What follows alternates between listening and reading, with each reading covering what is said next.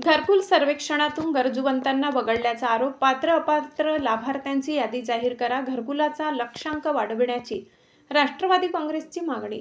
पंतप्रधान आवास योजनेचे सन 2026-27 मधील घरकुल सर्वेक्षणात तालुक्यातील अनेक गरजू व पात्र लाभार्थी वंचित राहिल्याचा आरोप राष्ट्रवादी काँग्रेस पार्टी शरदचंद्र पवार गटाने केलाय.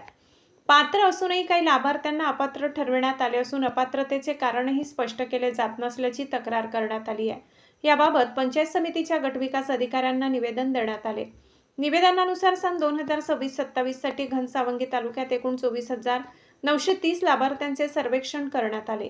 यापैकी 21,553 लाभार्थ्यांचे वैयक्तिक पद्धतीने तर 3,367 लाभार्थ्यांचे असिस्टंटच्या माध्यमातून सर्वे करण्यात आले. मात्र सर्वेक्षणानंतर किती घरकुले मंजूर झाली आणि किती लाभार्थी अपात्र ठरले याची स्पष्ट माहिती संबंधितांना दिली जात नसल्याचा आरोप करण्यात आलाय. अनेक लाभार्थी पात्रता अथवा अपात्रतेचे कारण जाणून घेण्यासाठी ग्रामसेवक, पंचायत समितीतील संबंधित कर्मचारी व अधिकाऱ्यांकडे चकरा मारत आहेत. मात्र अपात्रतेचे नेमके कारण किंवा त्रुटींची पूर्तता कशी करावी याबाबत समाधानकारक मार्गदर्शन मिळत नसल्याचे निवेदनात म्हटले आहे.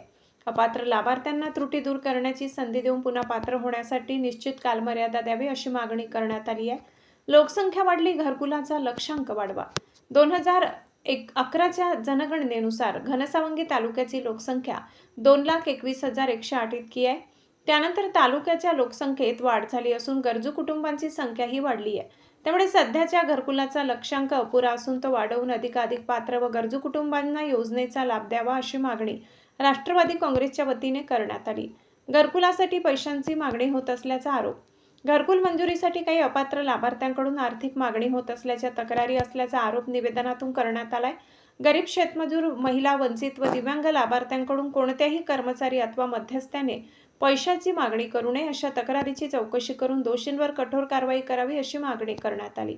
तसेच काही ठिकाणी समान नावाच्या व्यक्तीच्या नोंदी आढळून येत असून एका लाभार्थ्याच्या नावावरील घरकुलाचे अनुदान दुसऱ्याच व्यक्तीकडून उचलले जात असल्याच्या तक्रारी असल्याचेही निवेदनात नमूद करण्यात आले आहे. त्यामुळे लाभार्थ्याची ओळख, कागदपत्र व बँक खात्यांची काटेकोर पडताळणी करूनच अनुदान वितरित करावे अशी मागणी करण्यात आली.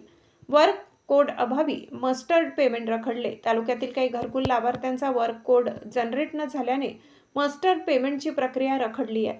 त्यामुळे घरकुलाचे पुढील हप्ते मिळण्यास अडचणी येत असून संबंधित लाभार्थ्यांना रोजगार सेवक, RAC, DEPO व BDO कार्यालयात वारंवार चकरा माराव्या लागत असल्याचे निवेदनात म्हटले आहे. वर्क कोडची अडचण तातडीने दूर करून मस्टर्ड पेमेंट व पुढील हप्ते वेळेत देण्यात यावे अशी मागणी करण्यात आली. घरकुलाच्या कामांची बिले संबंधित इंजिनियरांनी वेळेत सादर करावी. लाभार्थ्यांना हप्ते मिळण्यास विलंब होऊ नये यासाठी प्रशासनाने विशेष दक्षता घ्यावी. पैसे दिले नाहीत तर बिल तयार न करणे अथवा जाणीवपूर्वक कामात विलंब करणे असे प्रकार झाल्यास संबंधितांवर कारवाई करावी अशी मागणीही करण्यात आली आहे. यावेळी राष्ट्रवादी काँग्रेस पार्टीचे ज्येष्ठ पदाधिकारी, कार्यकर्ते, घरकुल योजनेतील लाभार्थी उपस्थित होते. माधव न्यूज महाराष्ट्र, संपादक सुरेश पोटे. इतकंच. अशा आणखी महत्त्वाच्या बातम्या पाहण्यासाठी आमच्यासोबत जोडलेले रहा. आमचा व्हिडिओ लाईक, शेअर आणि चॅनल सबस्क्राईब करायला विसरू नका. धन्यवाद.